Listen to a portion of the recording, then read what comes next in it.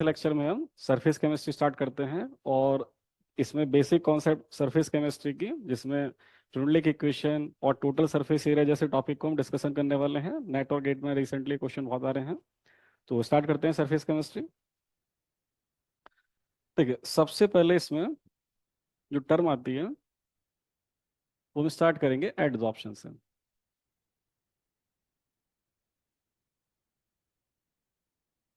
तो एक्चुअली ये एक सरफेस फिनोमिनन है, सरफेस प्रॉपर्टी है। कोई एक कंपोनेंट किसी दूसरे सरफेस पर डिपॉजिट होता है, बल्क में कंसंट्रेशन कम रहेगी और सरफेस पर ज्यादा होगी।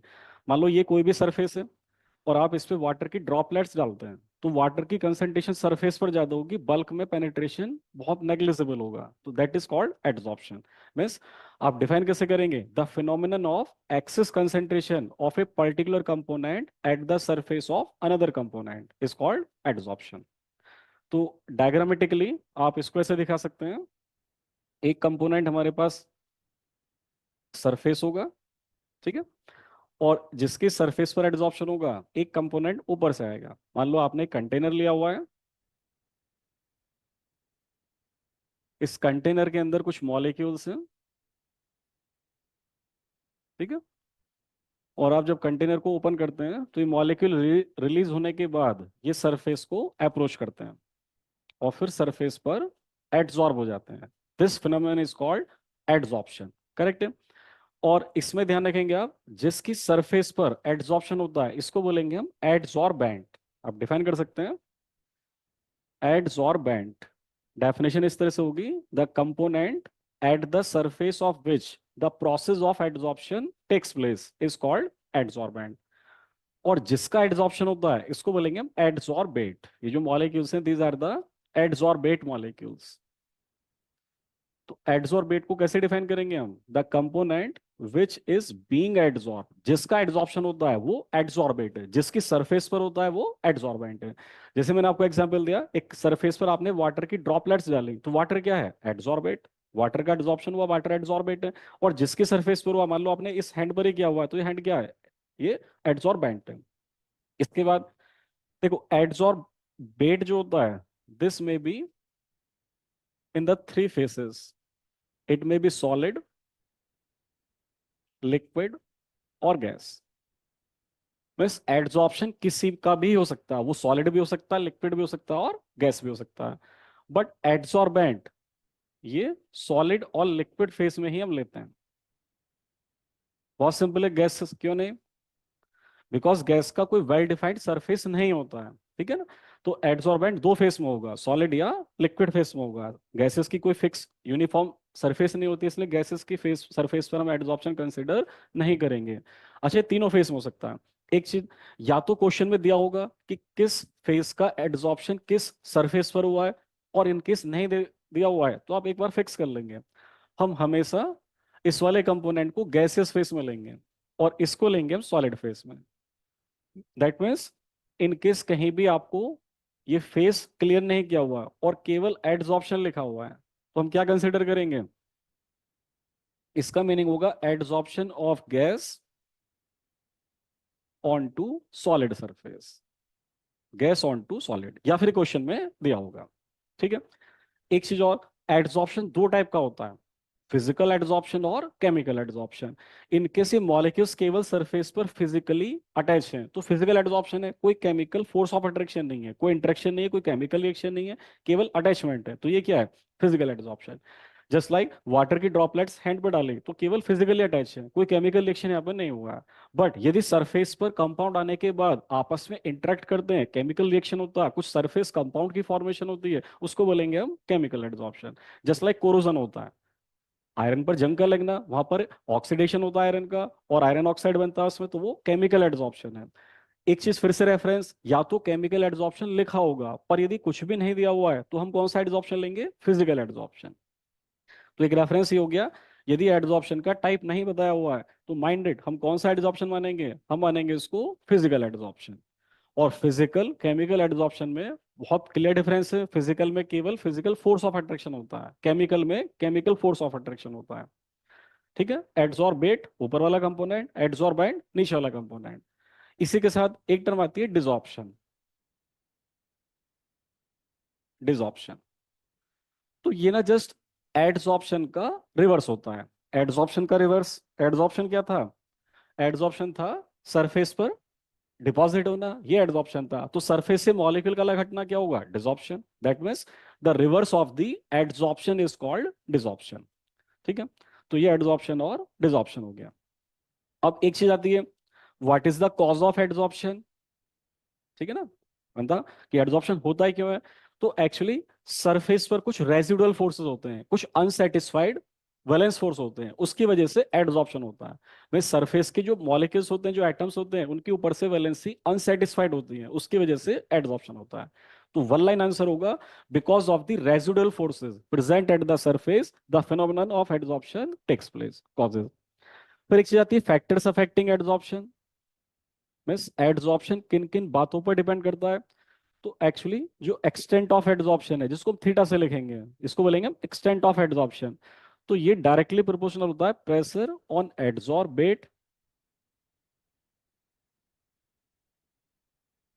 बट इनवर्सली प्रोपोर्शनल होता है temperature of the adsorbent. Temperature of adsorbent. देखो, आप इस ऊपर वाले कंपोनेंट पे जितना ज्यादा प्रेशर अप्लाई करोगे, ऊपर से ज्यादा मॉलिक्यूल रिलीज होगा, ज्यादा कंसंट्रेशन सरफेस पर आएगा, ज्यादा एड्सॉर्प्शन होगा। तो एक्सटेंट ऑफ एड्सॉर्प्शन ज्यादा होगी जितना प्रेशर ऊपर वाले कंपोनेंट पर अप्लाई करोगे।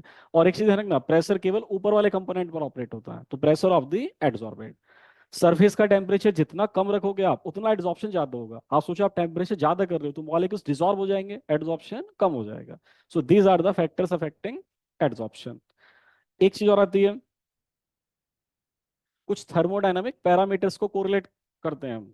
Adsorption and thermodynamic parameters.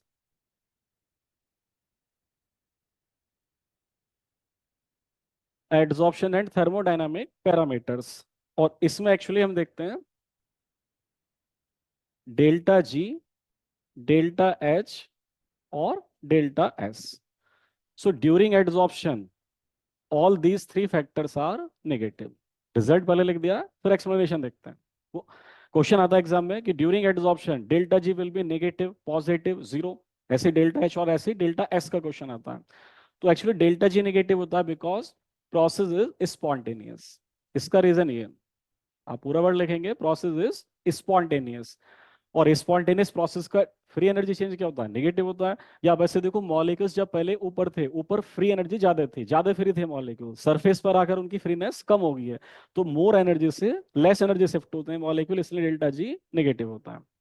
अच्छा, डेल्टा एच नेगेटिव होता है, reason adsorption is exothermic. Exothermic.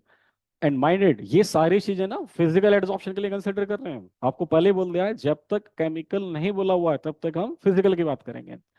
तो जो फिजिकल एड्सॉर्प्शन होता है, मॉलिक्यूल जब सरफेस पर अटैच होते हैं, इनका साइट ऑक्यूपाइड होता है, तो कुछ ना कुछ स्टेबिलिटी गेन होगा, कुछ एनर्जी रिलीज होगा, और हीट रिलीज होगा। दैट मीन्स क्या? Exothermic process. तो डेल्टा एच भी नेगेटिव होगा। अच्छा, डेल्टा एस भी नेगेटिव होता है, reason because molecules are moving from more random state to less random state. आप ऐसे लिखेंगे, because molecules are moving from more random state to less random state. ज्यादा रैंडमनेस से कम रैंडमनेस शिफ्ट होते हैं मॉलिक्यूल, इसलिए एंट्रोपी चेंज भी नेगेटिव होगा। बहुत सिंपल, पहले मॉलिक्यूल जब फ्री मूव कर रहे थे रैंडमनेस ज्यादा थी, अब मॉलिक्यूल सरफेस पर आके कुछ टाइम के लिए पार्शली बॉन्डेड हो गए, तो उनका रैंडमनेस कम हुआ है, तो ज्यादा रैंडमनेस से कम रैंडमनेस आते हैं, तो डेल्टा एस भी नेगेटिव हो जाएगा इसका। तो ये हुए थर्मोडायनामिक पैरामीटर्स। और इसके साथ साथ इनकेस हमको ये डिफाइन करना है, डिफरेंस बिटवीन फिजिकल एड्सॉर्प्शन या फिजियोसॉर्प्शन लिखते हैं, एंड केमिकल एड्सॉर्प्शन या केमिसॉर्प्शन। केमिकल एड्सॉर्प्शन या केमिसॉर्प्शन। एक बार डिफरेंस क्लियर कर लेते हैं, क्या क्या डिफरेंस है।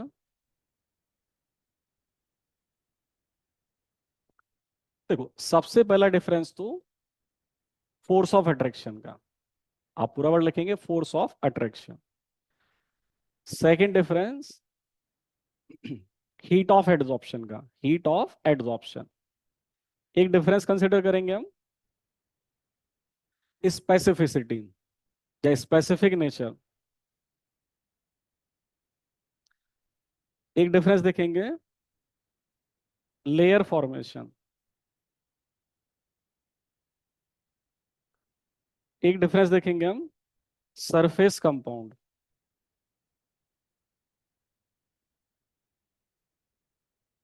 फॉर्मेशन। एक डिफरेंस देखेंगे रिवर्सिबिलिटी का।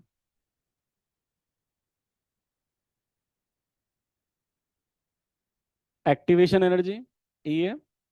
और एक डिफरेंस देखेंगे हम, temperature effect, effect of temperature. ठीक है। और माइंड मेकअप ये करके चलना है, केमिकल एड्सॉर्प्शन में एक केमिकल रिएक्शन होता है, जैसे कोरोजन था, आयरन पर जंग लगना। फिजिकल एड्सॉर्प्शन, जस्ट लाइक किसी सरफेस पर वाटर की ड्रॉपलेट्स का अटैचमेंट, या ऐसे बोलो किसी सरफेस पर डस्ट पार्टिकल का अटैचमेंट। ये दोनों एग्जांपल फिजिकल एड्सॉर्प्शन के हैं। तो ये माइंड मेकअप रखते हुए इन पॉइंट्स को कवर करते हैं। तो देखो, फिजिकल एड्सॉर्प्शन में फोर्स ऑफ अट्रैक्शन कम होगा, लो होगा, या weak van der Waals forces of attraction. आप पूरा वर्ड लिखेंगे तो weak van der Waals forces of attraction. इसमें आप लिखेंगे strong chemical forces of attraction. ठीक है ना, फिजिकल में फोर्स ऑफ अट्रैक्शन कम होगा, केमिकल में ज्यादा होगा। हीट ऑफ एड्सॉर्प्शन, देखो फिजिकल एड्सॉर्प्शन में कम अटैचमेंट होगा, फोर्स ऑफ अट्रैक्शन कम होगा, कम स्टेबिलिटी आएगा, कम हीट रिलीज होगा। केमिकल एड्सॉर्प्शन में स्ट्रॉन्ग फोर्स ऑफ अट्रैक्शन होता है, ज्यादा स्टेबिलिटी आएगा, ज्यादा हीट रिलीज होगा। तो यहाँ पर हीट ऑफ एड्सॉर्प्शन लो होती है फिजिकल में, इसमें ज्यादा होगी। स्पेसिफिसिटी, देखो केमिकल एड्सॉर्प्शन हाईली स्पेसिफिक होगा, स्पेसिफिक, हाईली स्पेसिफिक। रीजन, आप देखो केमिकल एड्सॉर्प्शन सरफेस पर होता है, किसी कैटलिस्ट के सरफेस पर होता है, और कैटलिस्ट क्या होते हैं, वो स्पेसिफिक होते हैं। कोई कैटलिस्ट पर्टिकुलर रिएक्शन को ही कैटलाइज करता है, कोई भी रिएक्शन किसी सरफेस पे नहीं हो सकती। तो रिएक्शन तभी होता है जब एड्सॉर्बेट और एड्सॉर्बेंट के बीच में कुछ केमिकल रिएक्टिविटी होता है, तो हाईली स्पेसिफिक कंडीशन रिक्वायर्ड होती है। फिजिकल में ऐसा कुछ नहीं है, कोई भी गैस हो किसी भी सरफेस पर ऑलमोस्ट इक्वल अमाउंट में एड्सॉर्ब होती है, तो not specific. Almost all gases are adsorbed to the same extent on all adsorbent surfaces. Layer formation, देखो केमिकल एड्सॉर्प्शन में तो मोनोलेयर ही बनेगी, जैसे कोरोजन एक लेयर बनता है। आप सोचो ना, एक सरफेस होती है, अब सरफेस पर एक बार कोरोजन हो गया तो सरफेस ब्लॉक हो गया। अब फर्दर जो मॉलिक्यूल्स आएंगे उसके लिए तो और सरफेस अवेलेबल ही नहीं होगा ना, जब तक सरफेस को खाली नहीं करोगे तब तक फर्दर सरफेस की एक्टिविटी एड्सॉर्बेट के साथ नहीं होगा। तो केमिकल एड्सॉर्प्शन हमेशा मोनोलेयर होगा। बट फिजिकल एड्सॉर्प्शन क्या, मॉलिक्यूल एक के ऊपर एक मल्टी लेयर की फॉर्मेशन कर सकते हैं, ये मल्टी लेयर एड्सॉर्प्शन होता है, फिजिकल एड्सॉर्प्शन। अगला पॉइंट ऑलरेडी क्लियर है, केमिकल एड्सॉर्प्शन में सरफेस कंपाउंड की फॉर्मेशन होगी, आर फॉर्म। ठीक है ना, definite surface compounds are form. Physical में कोई नया कंपाउंड फॉर्म नहीं होता है, नॉट फॉर्म। रिवर्सिबिलिटी, देखो ये इरिवर्सिबल है केमिकल एड्सॉर्प्शन। एक बार सरफेस पर कोरोजन हो गया, मींस जंग लग गया, तो ये ऑटोमेटिक अपने आप नहीं हटेगा, बहुत high amount of energy required होगी, इसको आप तब फ्री करेंगे, ऑटोमेटिक अपने आप रिवर्सिबल नहीं होता है। तो केमिकल एड्सॉर्प्शन कैसी प्रोसेस है, इरिवर्सिबल, इरिवर्सिबल। और फिजिकल एड्सॉर्प्शन क्या होगा, रिवर्सिबल। जैसे वो एग्जांपल दिया मैंने आपको, एक सरफेस पर वाटर की ड्रॉपलेट्स डाली, ये फिजिकली एड्सॉर्ब हो गया, इसको आप कर सकते हैं तो ये रिवर्सिबल हो जाएगा। ठीक है ना, तो फिजिकल एड्सॉर्प्शन रिवर्सिबल होता है। एक्टिवेशन एनर्जी, क्योंकि केमिकल एड्सॉर्प्शन में केमिकल रिएक्शन होती है, हर केमिकल रिएक्शन का एक डेफिनेट एनर्जी रिक्वायरमेंट होती है, तो ये हाई होगा, और इसके कंपेरेटिवली ये वेरी लो, या जीरो भी लिख सकते हैं, वेरी लो। फिजिकल एड्सॉर्प्शन तो स्पॉन्टेनियस होता है, तो आप जीरो एक्टिवेशन एनर्जी भी लिख सकते हैं, जैसे डस्ट पार्टिकल का सरफेस पर आना। देखो हम डस्ट पार्टिकल्स को पकड़ पकड़ के नहीं लाते ना, किसी भी सरफेस पे आप एक दो दिन ऐसे छोड़ दीजिए रूम को, तो सरफेस पे डस्ट पार्टिकल अपने आप डिपॉजिट हो जाते हैं, स्पॉन्टेनियस। तो वहां पर कोई भी एक्टिवेशन एनर्जी की रिक्वायरमेंट नहीं होती, जीरो भी लिख सकते हैं। अच्छा, effect of temperature, physical adsorption always decreases with increasing temperature, ये हमेशा डिक्रीज करेगा। But chemical adsorption initially increases with increasing temperature, but after a definite point it decreases with increasing temperature। आप पूरा सेंटेंस लिखेंगे, स्टार्टिंग में तो temperature के साथ ये इंक्रीज करता है। रीजन, केमिकल एडजॉर्प्शन में केमिकल रिएक्शन, हर केमिकल रिएक्शन का एक टेम्परेचर फिक्स होता है। मान लो कोई रिएक्शन 60 टेम्परेचर पर होगी, 60 डिग्री पर, और आप रूम टेम्परेचर पर कर रहे हो, तो पहले तो आप टेम्परेचर राइज करोगे, तो जब तक 60 नहीं आएगा तब तक तो रेट वो फेवरेबल है, टेम्परेचर राइज करना फेवरेबल है, तो रेट इंक्रीज करेगा। पर मान लो 60 से आपने कर लिया 600, तो उसके बाद तो रिएक्टेंट ही डिस्ट्रॉय हो जाएगा, तो फिर ये डिसफेवर करेगा। तो एक लिमिट होती है, लिमिट के बाद में टेम्परेचर राइज करना केमिकल एडजॉर्प्शन को डिसफेवर करेगा, तो फिर ये डिक्रीज भी होगा। तो ये हो गया difference between physical and chemical adsorption. जल्दी से नोट कीजिए आप। इसके बाद आगे कुछ ग्राफ आते हैं, जैसे एक होता है, जैसे ध्यान रखो हमारे पास तीन वेरिएबल्स हैं, थीटा, टी और पी। थीटा को बोलेंगे हम एक्सटेंट ऑफ एडजॉर्प्शन, ये टेम्परेचर, ये प्रेशर।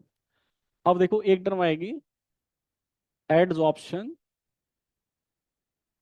पूरा वर्ड लिखेंगे आप, आइसोथर्म। एक टर्म आती है एडजॉर्प्शन आइसोबार, पूरा वर्ड लिखेंगे आप।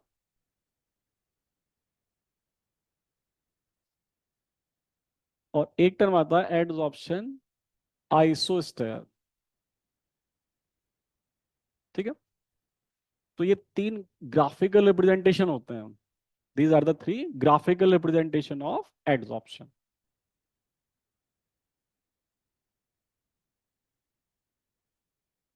तो इनको देखो आप सिंपली इस तरह से इजी करो या याद रखोगे इजीली। एक बार में एक कांस्टेंट होता है और बाकी दो आपस में प्लॉट करने होते हैं।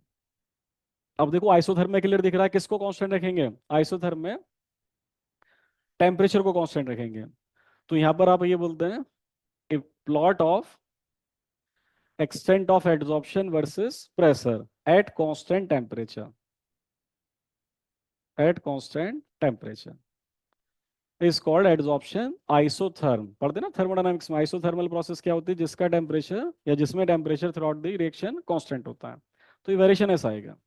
और देखो उसका लॉजिक है, एक्चुअली आप ऐसे देखो, जब एक हमारे पास सरफेस होती है, ठीक है ना, सरफेस होती है, तो स्टार्टिंग में इसकी सारी साइड खाली होती हैं।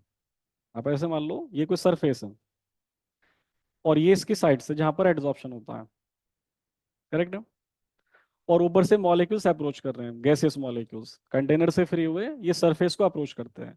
तो आप देखो ऊपर जितना ज्यादा प्रेशर आप स्टार्टिंग में इंक्रीज करेंगे, एडजॉर्प्शन बहुत तेजी से इंक्रीज होगा। रीजन, नीचे सारी साइड खाली थी, तो स्टार्टिंग में प्रेशर इंक्रीज करने से एडजॉर्प्शन लीनियरली इंक्रीज करता है, बहुत तेजी से इंक्रीज करता है। बट एक बार जब सारी साइड ऑक्यूपाइड हो जाएंगे तो फ्री एडजॉर्प्शन कांस्टेंट हो जाएगा। तो ये इसका लॉजिक है। आइसोथर्म टी कांस्टेंट, आइसोबार में क्या, प्रेशर कांस्टेंट, बाकी इन दो का वेरिएशन, एक बार एक कांस्टेंट बाकी दो का वेरिएशन। तो डेफिनेशन लिखेंगे आप, ए plot of extent of adsorption versus temperature at constant pressure. इस बार प्रेशर कांस्टेंट है। और देखो अंडरस्टूड, टेम्परेचर सरफेस का होता है, आप सरफेस का जितना टेम्परेचर ज्यादा करोगे, जो एडजॉर्ब मॉलिक्यूल थे वो भी डिजॉर्ब होना स्टार्ट हो जाएंगे, तो थीटा डिक्रीज करता है। ठीक है, बहुत सिंपल है, टेम्परेचर राइज करने से एडजॉर्प्शन डिक्रीज करता है। माइंडेड हम फिजिकल एडजॉर्प्शन की बात कर रहे हैं, सारा डिस्कशन फिजिकल एडजॉर्प्शन का। आइसोस्टेर, देखो बहुत सिंपल, पहले में टेम्परेचर कांस्टेंट किया, दूसरे में प्रेशर कांस्टेंट किया, इस बार क्या, थीटा कांस्टेंट। तो ग्राफ को डिफाइन ऐसे करते हैं, ए plot of temperature versus pressure at constant extent of adsorption, इस बार थीटा कांस्टेंट है। ठीक है, at constant extent of adsorption. तो एक्चुअली इस तरह का ग्राफ होगा। देखो थीटा कांस्टेंसी का मतलब क्या है, इस बार आपको एडजॉर्प्शन का अमाउंट कांस्टेंट रखना, वो चेंज नहीं होना चाहिए। जैसे सरफेस था आपका, एक्टिव साइड्स थी, ठीक है, और मान लो किसी टाइम पर आपने ऑब्जर्व किया कुछ साइट ऑक्यूपाइड थे, मान लो दो साइट ऑक्यूपाइड या तीन साइट ऑक्यूपाइड थे, और आप क्या कर रहे हो, आप ऊपर वाले कंपोनेंट पर जिसमें एडसॉर्बेट था इस पर प्रेशर इंक्रीज कर रहे हो। सोचो जब ज्यादा प्रेशर होगा तो ऊपर से ज्यादा मॉलिक्यूल रिलीज होंगे और भी मॉलिक्यूल सरफेस पर आएंगे, और मान लो इस प्रेशर राइज के ड्यू टू हमने ये मान लिया एक एक्स्ट्रा मॉलिक्यूल सरफेस पर आ गया, तो एडसॉर्प्शन तो चेंज हो गया ना, जबकि एडसॉर्प्शन को क्या रखना आपकी बार कांस्टेंट। तो ये जो एक्स्ट्रा मॉलिक्यूल है इसको सरफेस से हटाना होगा, और एक कैसे हटेगा, इसका टेम्परेचर ज्यादा कर देंगे। जैसे टेम्परेचर ज्यादा करेंगे एक मॉलिक्यूल यहाँ से कम हो जाएगा, कोई सा भी हो सकता है, बट ये बोल दिया कि एक मॉलिक्यूल कम हो जाएगा, तो एडसॉर्प्शन कांस्टेंट हो जाएगा। तो प्रेशर राइज से जो एक्स्ट्रा मॉलिक्यूल सरफेस पर आते हैं उसको हटाने के लिए टेम्परेचर हमें ज्यादा करना होगा। तो ये इस तरह से वेरिएशन आप ये ध्यान रखेंगे। ठीक है, जल्दी से नोट कीजिए। तो ये हो गया हमारा ग्राफिकल रिप्रेजेंटेशन, करेक्ट। इसके बाद आता है एक टर्म डिसॉर्प्शन एक्टिवेशन एनर्जी। आप पूरा वर्ड लिखेंगे डिसॉर्प्शन एक्टिवेशन एनर्जी। देखो नाम से क्लियर है मीनिंग, सरफेस पर एडसॉर्प्शन हुआ, ये डायग्राम बार बार आएगा, ये साइड्स थी, और जहां पर मॉलिक्यूल्स का एडसॉर्प्शन हुआ। और मान लो गैसेस मॉलिक्यूल्स का एडसॉर्प्शन हुआ है तो हमने जी लिख दिया, यहाँ पर कुछ गैसेस मॉलिक्यूल्स का एडसॉर्प्शन हो गया, मे बी कुछ साइड वैकेंट भी हो सकता है। तो डिसॉर्प्शन एक्टिवेशन एनर्जी मींस इन मॉलिक्यूल्स को डिसॉर्ब करने के लिए, सरफेस से हटाने के लिए जो भी एनर्जी रिक्वायरमेंट होती है that is called desorption activation energy. Definition आप लिखेंगे the amount of energy that is required to cause the desorption of adsorbate molecules from the surface, and it is given by Arrhenius type of equation। ये equation use करेंगे हम, दोनों side का reciprocal करते हैं in case.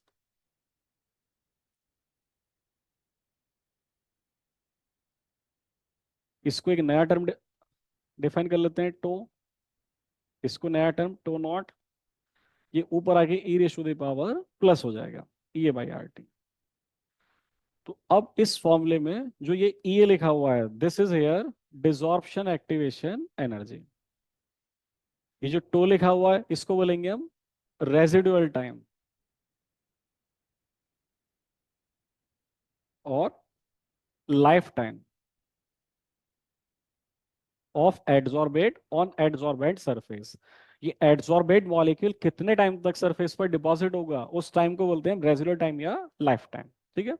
अच्छा एक question और बनता है, ये जो प्री एक्सपोनेंशियल फैक्टर है इसकी यूनिट क्या होगी।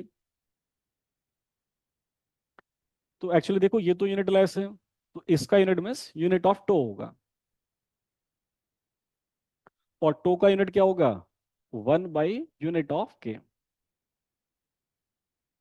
और देखो बिकॉज डिसॉर्प्शन में फर्स्ट ऑर्डर रिएक्शन होगी, एक मॉलिक्यूल एडसॉर्ब है यही हटेगा, फर्स्ट ऑर्डर काइनेटिक्स, तो फर्स्ट ऑर्डर का रेट कांस्टेंट क्या होता है पर सेकेंड, तो यूनिट आ जाएगी सेकेंड। तो unit of tau naught second होती है, और जनरली रूम टेम्परेचर पर जो इसका वैल्यू होता है टो नॉट का वो 10⁻⁻13 सेकेंड ऑर्डर का आता है। एक जनरल ऑब्जर्वेशन है, इनकेस पॉसिबल है तो याद रखेंगे, टिफर में एक बार पूछा था यहाँ, टो नॉट का वैल्यू 10⁻13 सेकेंड ऑर्डर का होता है। तो ये कॉन्सेप्ट है डिसॉर्प्शन एक्टिवेशन एनर्जी का, नोट करेंगे आप। नेक्स्ट अगला पॉइंट इसमें आता है फ्रूनलेक इक्वेशन।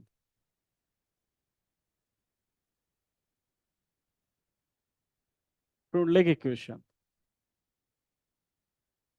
तो एक्चुअली इसमें ये बताया हुआ है extent of adsorption is directly proportional to pressure raise to the power 1/n, ये एक्सटेंट ऑफ एडसॉर्प्शन है। और फिर theta equals proportionality constant K P raise to the power 1/n। ठीक है, यहाँ पर थीटा को हम डिफाइन करते हैं एक्सटेंट ऑफ एडसॉर्प्शन पूरा लिखेंगे आप, या इसको एक्स अपॉन एम भी लिखते हैं, and this X is the amount of adsorbate and this M is the amount of adsorbent, means कितने एडसॉर्बेंट पर कितना एडसॉर्बेट अटैच था। पी सिंपली प्रेशर है on adsorbate, pressure on adsorbate, and these K and N are called Freundlich constants. These are called Freundlich constants। ठीक है, इनको बोलेंगे Freundlich constants। अब देखिए इससे एक अच्छा क्वेश्चन गेट में था, आप पहले नोट करो उसको। ये Freundlich इक्वेशन कोई डेरिवेशन नहीं, बस स्टेटमेंट है। इससे क्वेश्चन एक आया हुआ था ये, तो गेट का क्वेश्चन एक बार ट्राई करो आप। गेट में पूछा गया भी है, करो ट्राई आप इसको।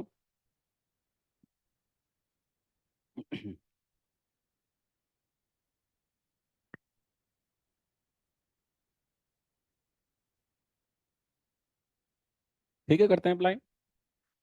देखो फ्रोनले के इक्वेशन में पूछा हुआ है एक लीनियर रिलेशनशिप कब आएगी, लीनियर में से स्ट्रेट लाइन कब आएगी। तो आप देखो फ्रोनले के इक्वेशन क्या था, K P raise to the power 1/n, दोनों साइड का लॉन ऑपरेट कर दो, एल एन थीटा, क्योंकि ऑप्शन में एल एन वर्ड आ रहा है, नेचुरल लॉग, तो ये एल एन के और plus L N P raise to the power 1/n, power starting में आ जाती है पावर रूल से, एल एन पी। अब क्लियर इसको आप ऐसे लिख पाएंगे, L N theta equals to, इस वाले पार्ट को पहले लिख देते हैं वेरिएबल पार्ट, और ये कांस्टेंट पार्ट है एल एन के। अब आप क्लियर कंपेयर कर सकते हो, ये इक्वेशन स्ट्रेट लाइन का आ गया, y equal to M X plus C, straight line या लीनियर रिलेशन से। तो ये स्ट्रेट लाइन कब आ रहा है, जब आप y मिस एल एन थीटा को किसके वर्सेस प्लॉट करेंगे, एल एन पी के वर्सेस। सो आंसर ये वाला करेक्ट हो जाएगा, when ln theta is plotted against ln p then we get a linear relationship। I think clear है क्वेश्चन। चल अगला टॉपिक स्टार्ट करते हैं फिर इसी में। एक टर्म आती है टोटल सरफेस एरिया। पिछले कुछ टाइम से नेट गेट टिफर में यहां से क्वेश्चन बहुत ज्यादा पूछे, टोटल सरफेस एरिया टीएसए। और इसको आप ऐसे समझो, हमारे पास एक सरफेस है जिस पर मॉलिक्यूल्स का एड्सॉर्प्शन होता है। तो एक्चुअली क्वेश्चन टारगेट ये है, ये मॉलिक्यूल सरफेस पर कितना एरिया कवर्ड करते हैं, how much area is occupied by these molecules. तो सिंपली हम क्या करेंगे, हम एक तो ये काउंट कर लेंगे कितने मॉलिक्यूल्स हैं, how many molecules are there, इनका नंबर काउंट कर लेंगे। जब ये पूरा मोनोलेयर कवर्ड हो जाएगा, जब पूरी मोनोलेयर बन जाएगी, तो कितने मॉलिक्यूल्स का एड्सॉर्प्शन हुआ नंबर काउंट कर लेंगे, और क्या एक मॉलिक्यूल से कितना एरिया कवर्ड हुआ, दोनों को मल्टीप्लाई कर देंगे, we will get the answer. तो कॉन्सेप्ट समझ रहे हैं आप, टोटल सरफेस एरिया में मैनिपुलेशन ऐसे लिखेंगे आप, इसको टीएसए लिखा हमने, या ऐसे लिख देते हैं यहाँ पे आगे, TSA equal to number of molecules forming monolayer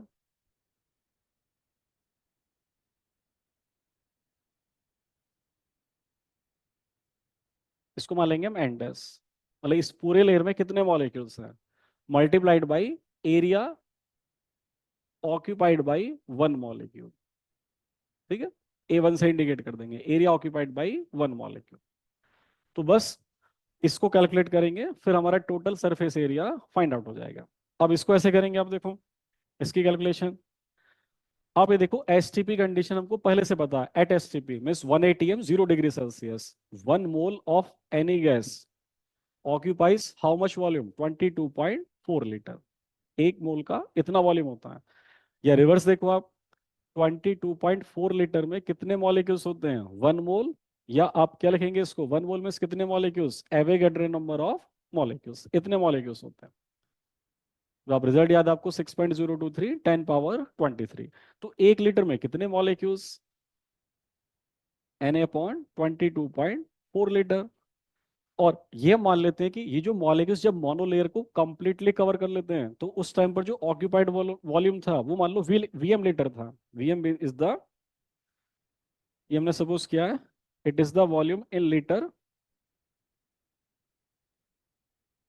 corresponding, आप पूरा वर्ड लिखें, corresponding to complete monolayer coverage. ठीक है, जब ये पूरा मोनोलेयर कवर्ड हो जाएगा, तो उस टाइम पे जो टोटल वॉल्यूम कवर्ड होगा वो हमने वीएम लीटर मान लिया। तो देखो इतने लीटर में इतने मॉलिक्यूल्स, 1 लीटर में इतने मॉलिक्यूल्स, तो इतने लीटर में मीन्स वीएम लीटर में कितने मॉलिक्यूल्स, वीएम से मल्टीप्लाइड और हो जाएगा इतना लीटर। और यही एक्चुअली क्या आपने इक्वेशन फर्स्ट का ये एन डैश होगा। तो बस इस रिजल्ट को आप इक्वेशन नंबर 1 में अप्लाई कर देंगे, तो आपको एक टू द पॉइंट फॉर्मूला मिल जाएगा टोटल सरफेस एरिया कैलकुलेशन के लिए। तो फाइनली मैं यहाँ पे लिख देता हूँ, इक्वेशन 1 से रिजल्ट आ रहा है, total surface area of any adsorbent surface will be, and this means this quantity,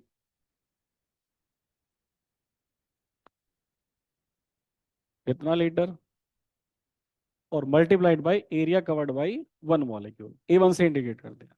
तो ये डायरेक्ट फॉर्मूला होगा, इससे क्वेश्चन आपको मिलेगा। ठीक है, कॉपी कर लिया आपने? क्वेश्चन में आपको दिखाता हूँ इससे कैसे था। करो ट्राई जरा इसको। अभी उस टाइम पहले नेट का क्वेश्चन था ये। करो ट्राई, आप अपने अकॉर्डिंग ट्राई करो पहले इसको, फिर मैं कराता हूँ। ठीक है, करो एक बार ट्राई, फिर कुछ और क्वेश्चन हम देखेंगे। पहले आप इसको सॉल्व करो।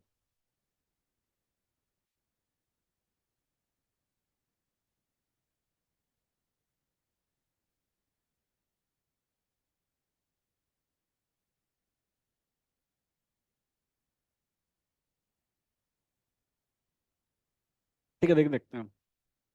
इस क्वेश्चन में देखो, एक तो आपको क्या दिया हुआ है, the volume of N2 gas adsorb at STP to form a monolayer on a porous solid surface is this. ठीक है, ये हमको VM दिया हुआ है, VM। इसके बाद area occupied by one nitrogen molecule, ये मीन्स A1 दिया हुआ है, this is A1 and this is what, VM। और क्वेश्चन क्या है, find the surface area of solid. तो देखो डायरेक्ट यही फॉर्मूला लगेगा, हमें TSA फाइंड आउट करना है, डायरेक्ट फॉर्मूला बेस्ड है, NaVm अपॉन 22.4 लीटर, ये ध्यान रखना है लीटर में होता है यहाँ पर, और इंटू A1। बस रीडिंग अप्लाई करना था। देखो Na कितना, 6.023 10 पावर 23, इतने मॉलिक्यूल्स पर मोल। ठीक है, यूनिट ध्यान रखेंगे आप। VM हमें दिया हुआ है 22.4 सेंटीमीटर क्यूब पर ग्राम। तो इस वॉल्यूम को भी ना सेंटीमीटर क्यूब में चेंज कर लेंगे हम, 1000 से मल्टीप्लाइड हो जाएगा इसके लिए। 1 लीटर में 1000 सेंटीमीटर क्यूब, और ये पर मोल होता है। और एक मॉलिक्यूल का एरिया हमको दिया हुआ है कितने, एंगस्ट्रॉम स्क्वायर। और बिकॉज सेंटीमीटर रिक्वायर्ड है तो आप ये अप्लाई कर देंगे, 1 एंगस्ट्रॉम कितना होता है, 10 पावर-8 सेंटीमीटर। तो 1 एंगस्ट्रॉम स्क्वायर क्या, 10 पावर-16 सेंटीमीटर स्क्वायर हो जाएगा। तो यहाँ पे सेंटीमीटर स्क्वायर में लिखेंगे आप। तो ये 16.2 10 to the power-16 centimetre square. बस यूनिट बैलेंस आप देख लीजिए, पर मोल से पर मोल हट गया, सेंटीमीटर क्यूब से सेंटीमीटर क्यूब। तो जिस यूनिट में आंसर रिक्वायर्ड था वो यूनिट आपको मिल रहा है, सेंटीमीटर स्क्वायर पर मोल। और कैलकुलेशन करके देखना आप इसमें, ये सेकंड ऑप्शन मैच हो जाता है। ठीक है, कैलकुलेशन आप करेंगे कितने सेंटीमीटर स्क्वायर पर ग्राम, चेक कर लो आप, भी आंसर इसमें अप्रोक्सीमेटली इतना मैच होता है। ठीक है, तो हमने डायरेक्ट फॉर्मूला अप्लाई किया हुआ है, तो VM हमको दिया हुआ था और A1 हमको दिया हुआ था, इसको सॉल्व कर लेंगे तो बी आंसर ये मैच हो जाता है। ठीक है, तो आज के इस वीडियो को इतना ही रखते हैं। हमने इस वीडियो में कंप्लीट कर लिया एड्सॉर्प्शन, डिसॉर्प्शन, फैक्टर्स, कॉजेस, और difference between physical chemical adsorption. उसके बाद थर्मोडायनामिक पैरामीटर्स को देखा था, और हमने डिफरेंट टाइप के ग्राफिकल रिप्रेजेंटेशन किए, और फिर फाइनली हमने फ्लूइड लेग इक्वेशन और ये टोटल सरफेस एरिया की कैलकुलेशन की। ठीक है, thank you very much video देखने के लिए। वीडियो अच्छी लगे तो लाइक कर देना और चैनल को सब्सक्राइब कर देना। Thank you.